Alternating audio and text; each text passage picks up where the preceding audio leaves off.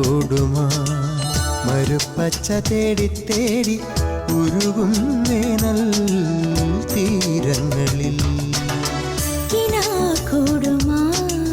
മരുപ്പച്ച തേടി തേടി ഉരുകും വേനൽ തീരങ്ങളിൽ തളരുന്ന നേരം കരുത്തേകുവാൻ പാതയമായി പൊഴിയും ദൈവസ്നേഹത്തിൻ ജീവാമൃതം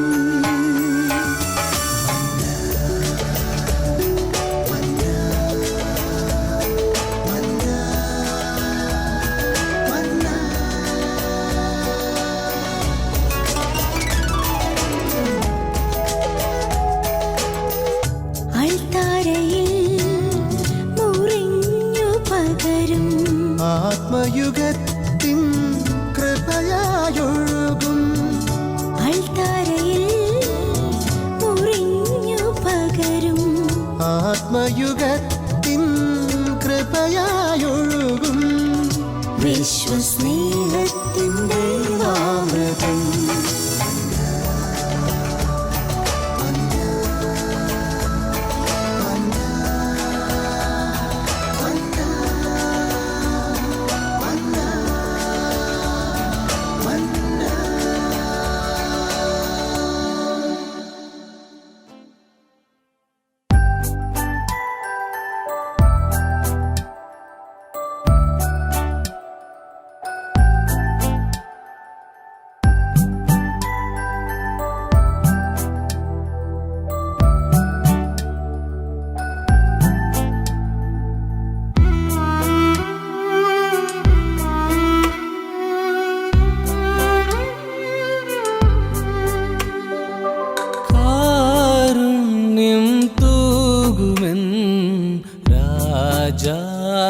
രാജാധിരാജനെ കാണുവാനിന്നു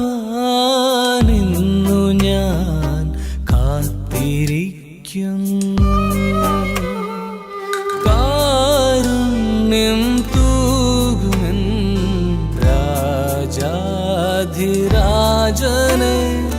കാണുവാനിന്നു ഞാൻ കാത്തിരിക്കുന്നു എൻ കരളിലെ കഥനമറിയും സ്നേഹമേ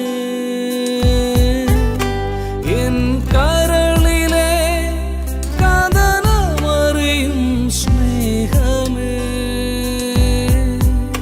വന്നിടുക എൻ ഹൃത്തടത്തിൽ വാസമാകുവാൻ വന്നിടുക ഹൃദയത്തിൽ വാസമാകുവാൻ കാരുണ്യം തൂകുമെൻ രാജാധിരാജനെ കാണുവാനിന്നു ഞാൻ കാത്തിരിക്കുന്നു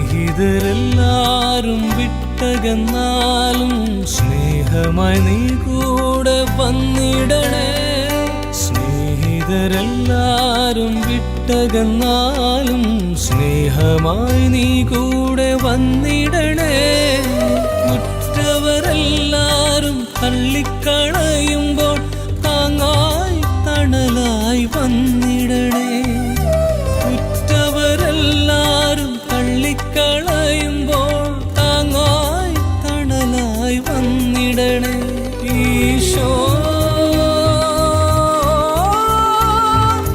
താങ്ങായി തണലായി വന്നിടണേ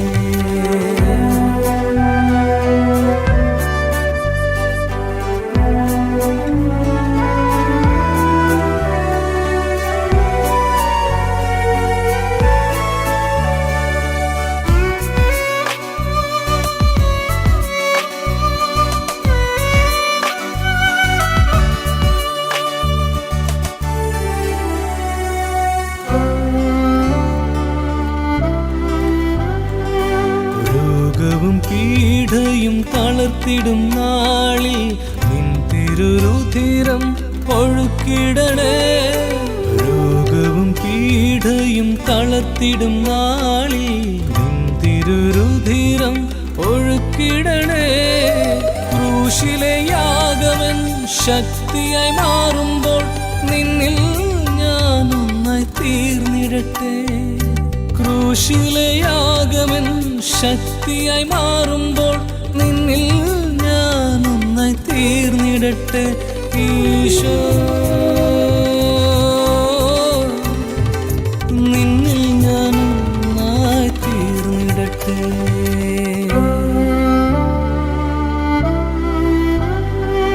കാരുണ്യം തൂകുമെൻ രാജാധിരാജനെ കാണുവാനിന്നു ഞാൻ കാത്തിരിക്കുന്നു. കാരുണ്യം തൂകുമെൻ രാജാധിരാജനെ കാണുവാനിന്നു ഞാൻ കാത്തിരിക്കുന്നു. എൻ കരളിലെ കതറമറിയും സ്നേഹമേ, എൻ കരളിലെ കതറമറിയും സ്നേഹമേ, വന്നിടുക എൻ ഹൃത്തടത്തിൽ വാസമാകുവാൻ. വന്നിടുക എൻ ഹൃത്തടത്തിൽ വാസമാകുവാൻ. കാരുണ്യം തൂകുമെൻ രാജാധിരാജനെ കാണുവാനിന്നു ഞാൻ കാത്തിരിക്കുന്നു.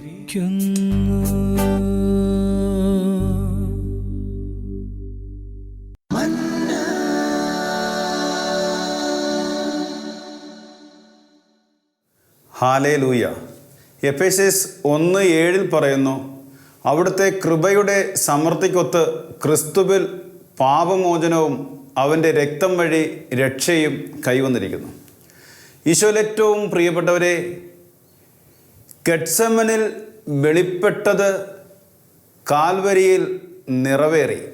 ഇതാണ് നമ്മളിന്ന് ധ്യാനിക്കുന്ന വിഷയം. എന്താണ് ഗെത്സമനിൽ വെളിപ്പെട്ടത്? എന്താണ് കാൽവരിയിൽ പ്രകടമായത്? മനുഷ്യകുലം മുഴുവൻ്റെയും ആത്മാക്കളെക്കുറിച്ചുള്ള വേദനയാണ് ഗെത്സമനിലും കാൽവരിയിലും പ്രകടമായതും വെളിപ്പെട്ടതും. ആദം മുതൽ അവസാനത്തെ മനുഷ്യൻ്റെ വരെയുള്ള ആത്മാക്കളുടെ ഭയാനകമായ അവസ്ഥ യേശുവിൻ്റെ ആത്മാവിൽ വെളിപ്പെടുകയായിരുന്നു. വിശുദ്ധ മാർക്കോസിൻ്റെ സുവിശേഷം 14-ാം അധ്യായത്തിലെ 33 മുതലുള്ള വാക്യത്തിൽ നമുക്ക് കാണാൻ കഴിയുന്നുണ്ട്. യേശു അസ്വസ്ഥനാകാനും പരികുലനാകാനും തുടങ്ങി. 12 പേരെയും കൂട്ടി പതിവ് പോലെ പ്രാർത്ഥിക്കുവാനായി യേശു പോയാണ്. 12 പേരെയും ഒരു സ്ഥലത്തിരുത്തിയിട്ട് പത്രോസ്, യാക്കോബ്, യോഹന്നാനോട് പറഞ്ഞു, നമുക്ക് അങ്ങോട്ട് മാറി നിൽക്കാം. പത്രോസിനെയും യാക്കോബിനെയും യോഹന്നാനെയും കൂട്ടി യേശു ഗെത്സമൻ തോട്ടത്തിലേക്ക് പോയിട്ട് യേശു പത്രോസിനോടും യാക്കോബിനോടും യോഹന്നാനോടും പറയുകയാണ്, എൻ്റെ ആത്മാവ് മരണത്തോളം അസ്വസ്ഥമാണ്, നിങ്ങൾ ഇവിടെ ഉണർന്നിരിക്കുവിൻ. പ്രിയപ്പെട്ടവരെ, തീർത്തും ഒരു മനുഷ്യനെ പോലെ മനുഷ്യനായി തീർന്നുകൊണ്ട് യേശു പറയുകയാണ്, എൻ്റെ ആത്മാവ് മരണത്തോളം അസ്വസ്ഥമാണ്, നിങ്ങൾ ഇവിടെ 1 മണിക്കൂർ ഉണർന്നിരിക്കുവിൻ. പ്രാർത്ഥിക്കാനല്ല യേശു പറയുന്നത്, നിങ്ങൾ എന്നോടൊപ്പം ഉണർന്നിരിക്കാനാണ് നമ്മുടെ കർത്താവ് നമ്മളോട് പറയുകയാണ്. നമ്മുടെയൊക്കെ ജീവിതത്തിലും അതിഭയാനകമായ വേദനകളിലൂടെ, മാനസിക സംഘർഷതകളിലൂടെ കടന്നു പോകുന്ന സമയത്ത് നമ്മളും ആഗ്രഹിച്ചു പോകും, നമ്മളെ സ്നേഹിക്കുന്ന ഒരു വ്യക്തി നമ്മുടെ കൂടെ ഉണ്ടായിരുന്നെങ്കിൽ എന്ന്. എന്നാൽ ആരും നമ്മുടെ കൂടെ ഇല്ലാത്തൊരവസ്ഥയിലൂടെ ചിലപ്പോഴെങ്കിലും നമ്മൾ കടന്നു പോകാറുണ്ട്. ആരെയും വിളിക്കാൻ തോന്നാത്തൊരവസ്ഥയിലൂടെയും നമ്മൾ കടന്നു പോകാറുണ്ട്. ആദം മുതൽ അവസാനത്തെ മനുഷ്യൻ്റെ വരെയുള്ള പാപാവസ്ഥകൾ ഗെത്സമൻ തോട്ടത്തിൽ വെച്ച് യേശുവിൻ്റെ മനസ്സിലൂടെയും ഹൃദയത്തിലൂടെയും പിശാച് കടത്തിവിടുകയാണ്, ഒരു പ്രലോഭനം എന്നതുപോലെ. മനുഷ്യകുലം മുഴുവനും സംഭവിക്കാനിരിക്കുന്ന അതിഭയാനകമായ മനുഷ്യൻ്റെ ആത്മാക്കളുടെ അവസ്ഥ യേശുവിന് കാണിച്ചു കൊടുക്കുകയാണ്. എന്നിട്ട് പിശാച് യേശുവിനോട് പറയാണ്, നിന്നെ കൊണ്ടത് സാധ്യമല്ല.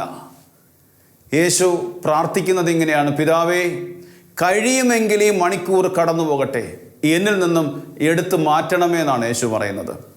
എന്നിട്ടും അവിടുത്തെ ഗീതം നിറവേറട്ടെ എന്ന് പറയാണ്. വിശുദ്ധ ലൂക്കായുടെ സുവിശേഷത്തിൽ ഇപ്രകാരം പറയുന്നു, അവൻ തീവ്ര വേദനയിൽ മുഴങ്ങി, അവൻ്റെ വിയർപ്പുകൾ രക്തത്തുള്ളികൾ പോലെ നിലത്ത് വീണ്, കഴിയുമെങ്കിൽ ഈ പാനപാത്രം എന്നിൽ നിന്നും എടുത്തു മാറ്റണമേ എന്ന് യേശു പ്രാർത്ഥിക്കുകയാണ്. വചനം വ്യക്തമായി പറയുന്നു, സ്വർഗത്തു നിന്നും ഒരു ദൂതൻ പ്രത്യക്ഷപ്പെട്ടു, അവനെ ശക്തിപ്പെടുത്തി എന്നാണ്. എന്താണ് പ്രിയപ്പെട്ടവരെ ദൂതൻ പ്രത്യക്ഷപ്പെട്ടു ശക്തിപ്പെടുത്തി എന്ന് പറയുന്നത്? അതായത് ആദം മുതൽ അവസാനത്തെ മനുഷ്യൻ്റെ രക്ഷ പിതാവായ ദൈവം യേശുവിൻ്റെ ആത്മാവിൽ വെളിപ്പെടുത്തി കൊടുക്കുകയാണ്. ഗെത്സമൻ തോട്ടത്തിൽ ആവർത്തിച്ച് പ്രാർത്ഥിച്ചു മാനസിക സംഘർഷതയിൽ രക്തം ജലം പോലെ ഒഴുകിക്കൊണ്ടിരിക്കുന്ന ആ സമയത്ത്, ജീവിതത്തിൽ ആദ്യമായിട്ട് കഴിയുമെങ്കിൽ ഈ പാനപാത്രം എടുത്തു മാറ്റണമേ എന്നുള്ള മാനസിക സംഘർഷതയിൽ നിറഞ്ഞുള്ള പ്രാർത്ഥനയുടെ സമയത്ത്, സ്നേഹിതന്മാരിൽ നിന്നൊരു ആശ്വാസം പ്രതീക്ഷിച്ചുകൊണ്ട് എന്നോടൊപ്പം 1 മണിക്കൂർ ഉണർന്നിരിക്കുവാനായിട്ട് ശിഷ്യന്മാരോട് യേശു ആവശ്യപ്പെടുന്ന സമയത്ത്, ഇതൊന്നും കിട്ടാതെ വരുമ്പോൾ യേശു പ്രിയപ്പെട്ടവരെ നിലവിളിച്ച് പ്രാർത്ഥിക്കുന്ന സമയത്ത് സ്വർഗം 2 തുറക്കപ്പെടുന്നത് കാണാൻ സാധിക്കുന്നു. സങ്കീർത്തനം 102 18 മുതൽ 19 തിരുവചനം പറയുകയാണ്, ഭാവി തലമുറയ്ക്ക് വേണ്ടി ഇനിയും ജനിച്ചിട്ടില്ലാത്ത ജനം അവിടുത്തെ സ്തുതിക്കാൻ വേണ്ടി ഇത് ആലേഖനം ചെയ്യപ്പെടട്ടെ. ഇനി ജനിച്ചിട്ടില്ലാത്ത ജനത്തിനു വേണ്ടി ഇത് ആലേഖനം ചെയ്യപ്പെടട്ടെ എന്നാണ് പറയുന്നത്. അതായത് ഇനി യുഗാന്ത്യം വരെയും ജനിക്കാനിരിക്കുന്ന സകല മനുഷ്യൻ്റെയും പാപങ്ങൾ യേശുവിൻ്റെ ശരീരത്തിലൂടെ യേശു ഏറ്റെടുക്കുകയാണ് ഗെത്സമൻ തോട്ടത്തിൽ വെച്ച്. പിശാച് കാണിച്ചു കൊടുക്കുകയാണ്, പിലാത്തോസിൻ്റെ ഭവനം മുതൽ കാൽവരി മല വരെയും മനുഷ്യകുലം മുഴുവൻ്റെയും പാപങ്ങൾ ഏറ്റെടുക്കുന്നത് വഴി യേശു സഹിക്കാനിരിക്കുന്ന പീഡകൾ, ശരീരത്തിൽ അനുഭവിക്കാനിരിക്കുന്ന അതിദാരുണമായ സഹനങ്ങൾ, അതായത് പിലാത്തോസിൻ്റെ കൽത്തൂണിൽ മേൽക്കെട്ടി ഉള്ളംകാല് മുതൽ ഉച്ചി വരെ പട്ടാളക്കാർ മാറി മാറി മർദ്ദിക്കുമ്പോൾ ഉണ്ടാവുന്ന അതിഭയാനകമായ പീഡകൾ, 6 അടി ഉയരവും പൊക്കവുമുള്ള നമ്മുടെ കർത്താവിനെ നിവർന്നു നിൽക്കാൻ പറ്റാത്ത വിധത്തിൽ കൽത്തൂണിന്മേൽ കെട്ടി മുട്ടുവളഞ്ഞ് നട്ടല് വളഞ്ഞ് കുനിഞ്ഞു കിടക്കുമ്പോൾ പട്ടാളക്കാർ മാറി മാറി മർദ്ദിക്കുന്നു. ഒരു പട്ടാളക്കാരൻ ഒരു വാരിയിലടിക്കുമ്പോൾ അടികൊണ്ട വേദനയിൽ തിരിയുമ്പോൾ മറ്റേ പട്ടാളക്കാരൻ മറ്റേ വാരിയിൽ അടിക്കുകയാണ്. ചൂണ്ടക്കൊളുത്തുകൾ പോലുള്ള കൊളുത്തുകൾ കൊണ്ട് അടിച്ച് വാരിയിലെ മാംസകഷ്ണങ്ങൾ പറിച്ചെടുക്കുന്ന സമയത്ത് സ്വന്തം അമ്മ കണ്ടുകൊണ്ട് നിൽക്കുന്ന അതിഭയാനകമായ പീഡകൾ, ഒടുവിൽ ശരീരത്തിലെ ജലവും രക്തവും ചോർന്ന് ശക്തി മൊത്തം വറ്റി വരണ്ട് പൂട്ടഴിച്ചിടുമ്പോൾ നിലത്ത് മലന്ന് വീഴുന്നത് ചില ചിത്രങ്ങളിലൂടെയൊക്കെ നമ്മൾ കണ്ടു കാണും. അവിടുന്ന് വലിച്ചഴിച്ച് പിലാത്തോസിൻ്റെ അരമനയുടെ ഒരു ഭിത്തിയിൽ കൊണ്ടുവന്ന് യേശുവിനെ ഇരുത്തിയിട്ട് മുള്ളി കൊണ്ടുണ്ടാക്കിയ കിരീടങ്ങൾ ശിരസിൽ വെച്ചുകൊണ്ട് 2 പട്ടാളക്കാരെ 2 വടി കൊണ്ട് ശിരസിലേക്ക് കുത്തിക്കയർത്തുമ്പോൾ മൃദുലമായ ശിരസിലൂടെ മുള്ളുകൾ താണിറങ്ങുമ്പോൾ ഉണ്ടാകുന്ന അതിഭയാനകമായ വേദന, ഒരു രാത്രിയുടെ യാമം മുഴുവൻ വെള്ളം പോലും കിട്ടാതെ പിലാത്തോസിൻ്റെ അരമനയിൽ ചെലവഴിക്കുമ്പോൾ മറു സൈഡിൽ മറ്റൊരു വീട്ടിലെ അമ്മ മകനെ ഓർത്തിട്ട് ഉറക്കം നഷ്ടപ്പെട്ട് മകനെ ഓർത്തിട്ട് വേദനിക്കുന്ന ഒരു അമ്മയുടെ ചിത്രവും യേശുവിൻ്റെ മനസ്സിലൂടെ കടന്നുപോയി കാണണം. അവിടുന്ന് പിലാത്തോസിൻ്റെ ഭവനം മുതൽ കാൽവരി വരെയും ലോകത്തിൻ്റെ പാപങ്ങൾ മുഴുവൻ തൻ്റെ ശരീരത്തിൽ വഹിച്ചുകൊണ്ട് കുരിശുമായി മുന്നോട്ട് പോകുമ്പോൾ അനേക തവണ നിലത്ത് വീഴുന്നുണ്ട്. കൂർത്ത പാറകൾക്കിടയിൽ കമിഴ്ന്നടിച്ചു വീഴുമ്പോഴും പൊടിപടലങ്ങൾ പറന്ന് തലേ ദിവസങ്ങൾ അടിയുണ്ട് വസ്ത്രത്തിൻ്റെ നൂലുകളും തുണിയും യേശുവിൻ്റെ മുറിപ്പാടുകളിലേക്ക് ചുഴിന്നിറങ്ങിയ സ്ഥലത്തേക്ക് മണ്ണും പൊടിപടലങ്ങളും കൂടെ കടന്നുപോയി കാണും. മാറി മാറി നിന്ദിക്കുകയും മാറി മാറി മുഖത്ത് തുപ്പലുകൾ ഏറ്റുവാങ്ങുകയും ഒടുവിൽ പ്രിയപ്പെട്ടവരെ ഓർത്തുകൊള്ളുക, ഒരു കാലെടുത്ത് വെച്ചുകൊണ്ട് കൂർത്ത ആണികൾ കൊണ്ട് അടിച്ചു കയറ്റുന്ന സമയത്ത് ഒരു കാൽപ്പത്തി ഛേദിച്ച് മറ്റേ കാൽപ്പത്തിയിലേക്ക് ചുഴിന്നിറങ്ങിപ്പോകുന്ന വേദന. പ്രിയപ്പെട്ടവരെ, കയറുകൾ കൊണ്ട് കെട്ടിയിട്ട് ഒരു കൈയിൽ കെട്ടി മറു കൈയിൽ വലിച്ചു നീട്ടിയിട്ട് ആണി അടിക്കുന്ന സമയത്ത് മറ്റേ കൈ വളഞ്ഞു പോയിട്ടുണ്ട്. വീണ്ടും മറ്റൊരു പട്ടാളക്കാരൻ നെഞ്ചിൽ ചവിട്ടിയിട്ട് കയറുകൊണ്ട് കൈ വലിച്ചു നിർത്തുമ്പോഴും യേശു അപ്പാ എന്ന് വിളിച്ച് പ്രാർത്ഥിക്കാൻ ഈ ദർശനങ്ങളിലൂടെയെല്ലാം കടന്നുപോയി യേശു. ആകാശം സൃഷ്ടിച്ചവൻ, ആകാശവും ഭൂമി രൂപപ്പെടുത്തിയവന് ഭൂമി നിഷേധിക്കപ്പെട്ട ആകാശത്തിൻ്റെയും ഭൂമിയുടെയും മധ്യഭാഗത്ത് നീണ്ട മണിക്കൂറുകൾ കുരിശിൽ കൈവിരിച്ച് കടന്ന് യേശു ആത്മാവിലൂടെ കടന്നുപോയി കാണും.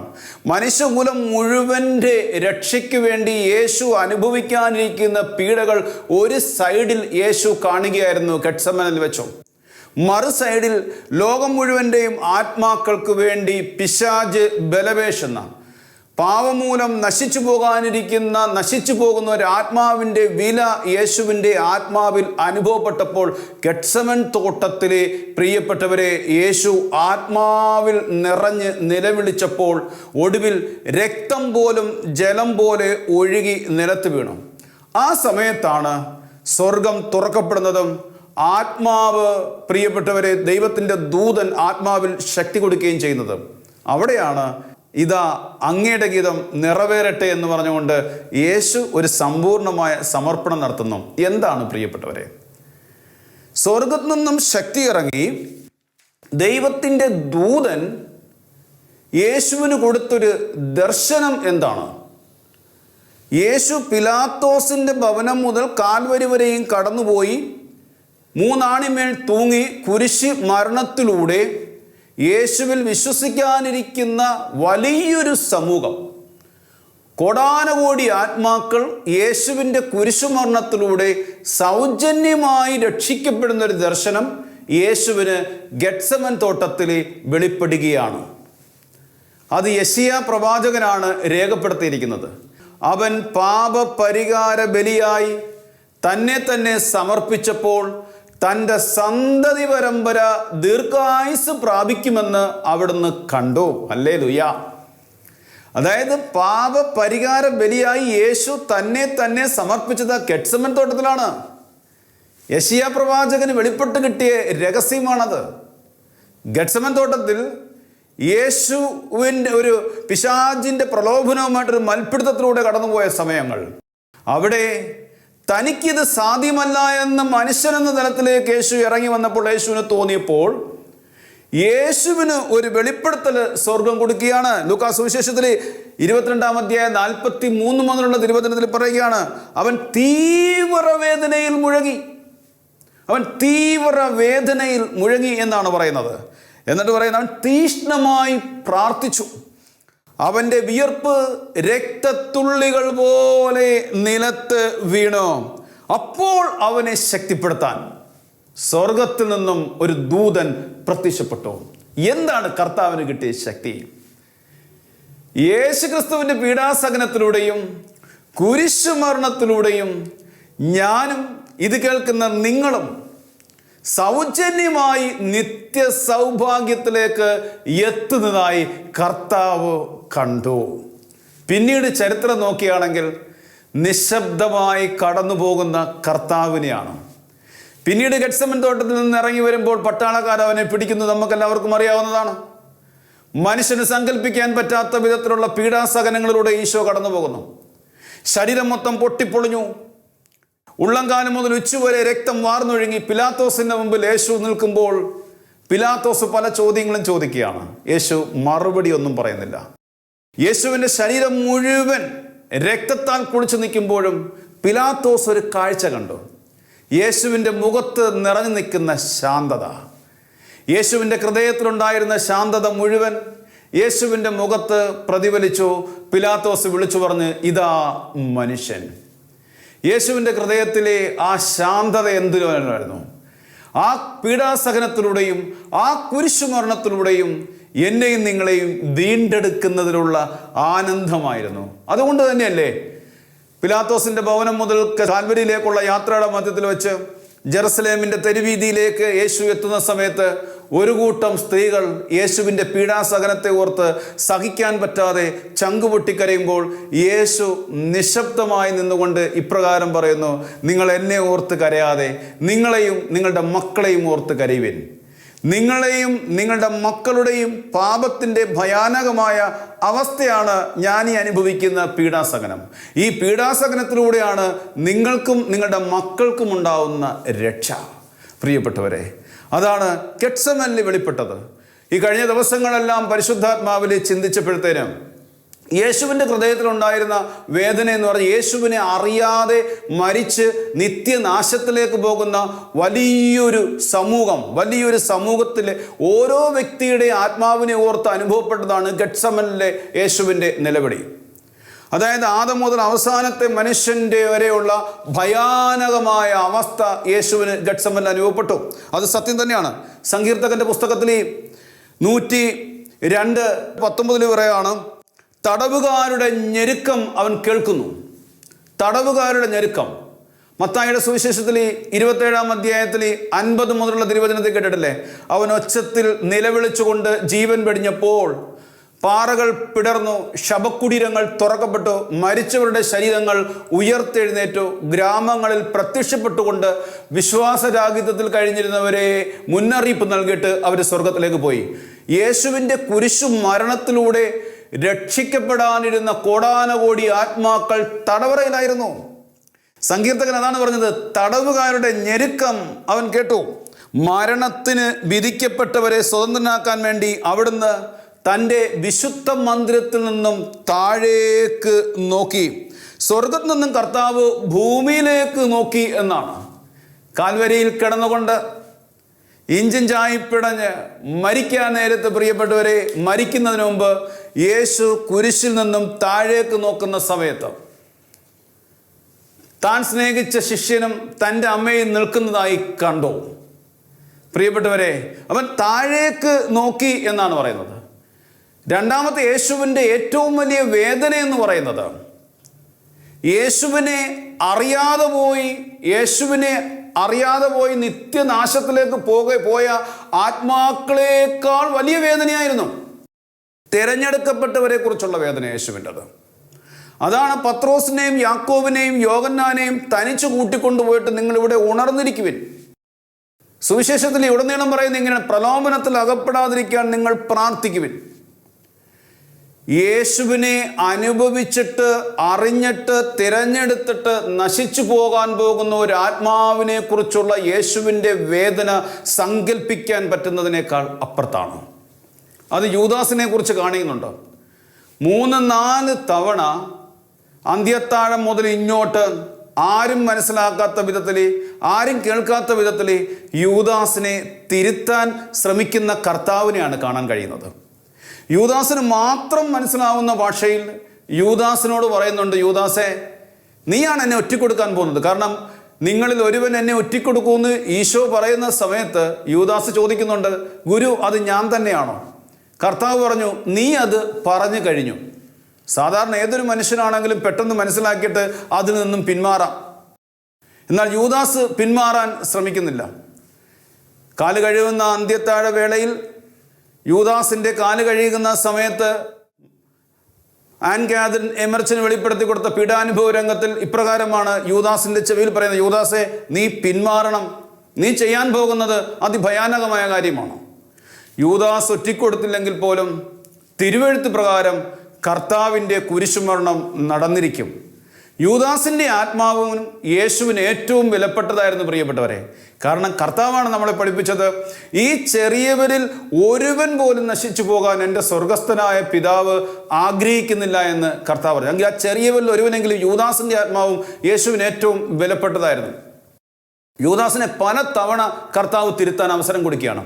ഒടുവിൽ ചുംബിക്കാൻ വരുമ്പോൾ ഈശോ പറയുകയാണ്, സ്നേഹിത, മനുഷ്യപുത്രനെ നീ ചുംബനം കൊണ്ട് ഒറ്റിക്കൊടുക്കുന്നു. അത് പറയുമ്പോഴും പട്ടാളക്കാരാകാതെ നിൽക്കുകയാണ്. യൂദാസും ഈശോയും തനിച്ചായിരുന്നു. യൂദാസ് അവിടെയും വേണമെങ്കിൽ അവന് പിന്മാറാൻ അവസരമുണ്ടായിരുന്നു. ഇതെനിക്ക് മനസ്സിലായത് എപ്പോഴാണെന്നറിയാവോ? യൂദാസിനെ അത്രമാത്രം ഈശോ സ്നേഹിച്ചുവെന്നും. മരിയ വാഴ്ത്തത്തിലെ ബുക്കിനകത്ത് 16 ഓളിയും കൂടെ ക്രോഡീകരിച്ചുകൊണ്ടൊരു ബുക്ക് ഇറക്കിയിട്ടുണ്ട്. 640 പേജിൽ ഞാൻ വായിക്കാനിടയായി. ഈശോ ഗെത്സമൻ തോട്ടത്തിൽ പ്രാർത്ഥിക്കുന്ന സമയത്ത് പിതാവിനോട് നിലവിളിക്കുകയാണ്. ആർക്ക് വേണ്ടിയെന്നറിയോ? യൂദാസിന് വേണ്ടി നിലവിളിക്കുകയാണ്. ഈശോയുടെ പ്രാർത്ഥന എങ്ങനെയായിരുന്നു? പിതാവേ, ഞാൻ സ്നേഹിതനെന്ന് വിളിക്കുകയും അങ്ങനെ തന്നെ സ്നേഹിക്കുകയും ചെയ്ത യൂദാസിൻ്റെ ആത്മാവിനെ നീ എനിക്ക് തരിക, മറിച്ച് എൻ്റെ സകലം നീ വർദ്ധിപ്പിച്ചോളുക. ആവർത്തിച്ച് പിതാവിനോട് നിലവിളിക്കുന്ന യേശുവിനെ കാണാൻ കഴിയുന്നുണ്ട്. യൂദാസിൻ്റെ ആത്മാവിനെ എനിക്ക് തരുക, എൻ്റെ സകലം നീ കൂടുതൽ വർദ്ധിപ്പിച്ചു കൊള്ളുക. പ്രിയപ്പെട്ട, ഒരു ആത്മാവിൻ്റെ വില അത്രമാത്രം വലുതാണെന്ന് യേശുവിനറിയാം. തിരഞ്ഞെടുക്കപ്പെട്ടവരുടെ ആത്മാവിൻ്റെ വില അതിനേക്കാൾ എത്രയോ വലുതാണ്. കാരണം ഒരു വൈദികനെ വീഴ്ത്തിക്കഴിഞ്ഞാൽ, ഒരു വൈദികനെ തകർത്ത് കഴിഞ്ഞാൽ, വൈദികനിലൂടെ രക്ഷിക്കപ്പെടേണ്ട അനേക ആത്മാക്കളെ അവൻ ബ്ലോക്ക് ചെയ്യപ്പെടുകയാണ്. ഒരു സുവിശേഷ പ്രഘോഷകനായ എന്നെപ്പോലെ ഒരു വ്യക്തിയെ തകർത്ത് കഴിഞ്ഞാൽ എന്നിലൂടെ രക്ഷിക്കപ്പെടേണ്ട അനേക ആത്മാക്കൾ രക്ഷിക്കപ്പെടാതെ പോയാണ്. കഴിഞ്ഞ ഒരാഴ്ചയ്ക്ക് മുമ്പ് കർത്താവിൻ്റെ സ്വരം ഒന്ന് കേൾക്കാനിടയായി. എൻ്റെ വേദന, എൻ്റെ ചങ്കിൻ്റെ അകത്ത് കാരമുള്ളുപോലെ കുത്തുന്ന വേദന തിരഞ്ഞെടുക്കപ്പെട്ടവരെ ഓർത്തിട്ടാണ്. യേശു അത്ഭുതങ്ങളിലൂടെയും അടയാളങ്ങളിലൂടെയൊക്കെ യേശു 3 വർഷം പരസ്യ ജീവിതത്തിലൂടെ യാത്ര ചെയ്യുന്ന സമയത്ത് യേശു കരുതൽ കൊടുത്തത് തിരഞ്ഞെടുക്കപ്പെട്ടവർക്ക് വേണ്ടിയായിരുന്നു. അവരെ ഒരുമിച്ച് കൂട്ടുവാൻ വേണ്ടിയായിരുന്നു. പ്രിയപ്പെട്ടവരെ, യൂദാസ് അനുസരണക്കേട് കാണിച്ച് പാപത്തിൻ്റെ വഴികളിലൂടെ സഞ്ചരിക്കുന്ന സമയത്ത് യൂദാസിലൂടെ രക്ഷിക്കപ്പെടേണ്ട അനേക ആത്മാക്കൾ രക്ഷിക്കപ്പെടാതെ പോകും. അതിനാൽ ഒരു പുരോഹിതനെ സംബന്ധിച്ച് സഭയിൽ പൂർണ്ണമായും വിധേയപ്പെട്ടു അനുസരിച്ചു തൻ്റെ ദൗത്യം പൂർത്തിയാക്കുമ്പോൾ രക്ഷിക്കപ്പെടേണ്ട അനേക ആത്മാക്കളുണ്ട്.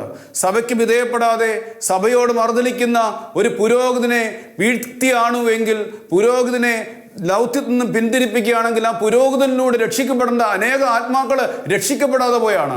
അതുപോലെ തന്നെ ഒരു സമർപ്പിതയുടെ സഹനം വഴി, പ്രാർത്ഥന വഴി, വിശുദ്ധി വഴി രക്ഷിക്കപ്പെടേണ്ട അനേക ആത്മാക്കൾ രക്ഷിക്കപ്പെടാതെ പോകുമ്പോൾ പ്രിയപ്പെട്ടവരെ, കർത്താവിൻ്റെ ഹൃദയത്തിൽ അടങ്ങാത്ത വേദനയാണ്. ഒരു ആത്മായ ശുശ്രൂഷകനിലൂടെ, ഒരു വചനപ്രഘോഷകനിലൂടെ രക്ഷിക്കപ്പെടേണ്ട ആത്മാക്കൾ രക്ഷിക്കപ്പെടാതെ പോകുമ്പോൾ ഈ തിരഞ്ഞെടുക്കപ്പെട്ട വ്യക്തിയെ ഓർത്താണ് കർത്താവിന് അതിഭയാനകമായ വേദന. അതുകൊണ്ട് തന്നെയാണ് ഗെത്സമൻ തോട്ടത്തിലെ പ്രാർത്ഥനയിൽ പ്രിയപ്പെട്ടവരെ, യേശു രക്തം വിയർത്ത് അസംഖ്യം പീഡകളിലൂടെ കടന്നുപോയിട്ടും അവിടെ നിന്ന് എഴുന്നേറ്റിട്ട് പത്രോസിനെയും യാക്കോബിനെയും യോഹന്നാനെയും ഉണർത്താൻ ശ്രമിക്കുന്നത്. മക്കളെ ഉണര്. 3-ാമത്തെ പ്രാവശ്യം ഈശോ പറഞ്ഞത് എങ്ങനെയാണ്? ആത്മാവ് സന്നിധമെങ്കിലും ശരീരം ബലഹീനമാണ്. പ്രലോഭനങ്ങളെ അതിജീവിക്കാൻ ഉണർന്നിരുന്ന് പ്രാർത്ഥിക്കുക. അതുകൊണ്ട് നമ്മൾ സഭയ്ക്ക് വേണ്ടി പ്രാർത്ഥിക്കണം, പിതാക്കന്മാർക്ക് വേണ്ടി പ്രാർത്ഥിക്കണം, വൈദികർക്ക് വേണ്ടി പ്രാർത്ഥിക്കണം, തിരഞ്ഞെടുക്കപ്പെട്ടവർക്ക് വേണ്ടി പ്രാർത്ഥിക്കണം. വിശുദ്ധ മാർഗരറ്റിനോട് കർത്താവ് പറയുകയാണ്, നീ ഒരു നന്മ ചെയ്യുമ്പോൾ എൻ്റെ ശിരസിലെ ഒരു മുള്ളെടുത്ത് മാറ്റുന്നു, നീ ഒരു തിന്മ ചെയ്യുമ്പോൾ ഒരു മുള്ള് എൻ്റെ ശിരസിലേക്ക് തറച്ച് കയറ്റുകയാണ്.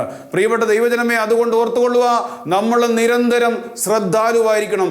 യേശു ഒരു ആത്മാവിന് കൊടുത്ത വിലയെന്ന് പറയുന്നത് തൻ്റെ ജീവൻ തന്നെയാണ്. ഒടുവിൽ വെളിപ്പെട്ടത് എവിടെയാണ്? കാൽവരി മലയിൽ കൈവിരിച്ചുകൊണ്ട് ഇഞ്ചിഞ്ചായി പിടഞ്ഞ് മരിക്കുന്ന ആ സമയത്ത് ആദം മുതൽ അവസാനത്തെ മനുഷ്യകുലം മുഴുവൻ്റെയും പാപങ്ങൾ സ്വന്തം ശരീരത്തിൽ 1 പത്രോസ് 2:24 വഹിച്ച് ആ സമയത്ത് പ്രിയപ്പെട്ടവരെ, എല്ലാം പൂർത്തിയായി എന്ന് പറഞ്ഞുകൊണ്ട് ഒച്ചത്തിൽ നിലവിളിച്ച് ജീവൻ വെടിഞ്ഞ ആ സമയത്ത് പിശാചിൻ്റെ ആധിപത്യം മുഴുവൻ അവിടെ അവസാനിക്കുകയാണ്. കോടിക്കണക്കിന് മനുഷ്യർ, ലക്ഷക്കണക്കിന് മനുഷ്യർ സൗജന്യമായി രക്ഷയ്ക്ക് കടന്നുപോയാണ്. അതാണ് ഞാൻ ആദ്യം പറഞ്ഞത്, ഗെത്സമൻ തോട്ടത്തിൽ വെളിപ്പെട്ടത് പ്രിയപ്പെട്ടവരെ കാൽവരിയിൽ നിറവേറി. ആ യേശുവിൻ്റെ കുരിശുമരണത്തിലൂടെ ശതാധിപൻ ഇപ്രകാരം പറഞ്ഞു, സത്യമായും ഇവൻ ദൈവപുത്രനാണ്.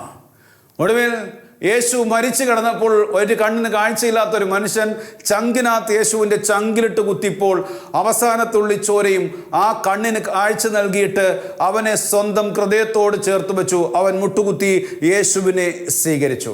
കാൽവരിയിൽ പ്രകടമായി ആദം മുതൽ അവസാനത്തെ മനുഷ്യൻ്റെ ആത്മാക്കളെ എത്രമാത്രം പിശാച് അടക്കി ഭരിച്ചിരുന്നോ അത്രമാത്രം യേശുവിൻ്റെ കുരിശു മരണത്തിലൂടെ രക്ഷ സൗജന്യമായി നൽകി. നമ്മൾ സൗജന്യമായി നീതീകരിക്കപ്പെട്ടിരിക്കുന്നു, രക്ഷ സ്വീകരിച്ചിരിക്കുന്നു. നമുക്ക് പ്രാർത്ഥിക്കാം പ്രിയപ്പെട്ടവരെ. കർത്താവിൻ്റെ കൃപ യേശുക്രിസ്തുവിലുള്ള വിശ്വാസത്തോടും സ്നേഹത്തോടുമൊപ്പം നമ്മുടെ ആത്മാവിൽ കവിഞ്ഞൊഴുകട്ടെ. ആദ്യം പറഞ്ഞ വചനം ഞാൻ ഒരിക്കൽ കൂടെ ഓർമ്മിപ്പിക്കുന്നു. അവിടുത്തെ കൃപയുടെ സമൃദ്ധിക്കൊത്ത് ക്രിസ്തുവിൽ പാപമോചനവും അവൻ്റെ രക്തം വഴി രക്ഷയും കൈവന്നിരിക്കുന്നു.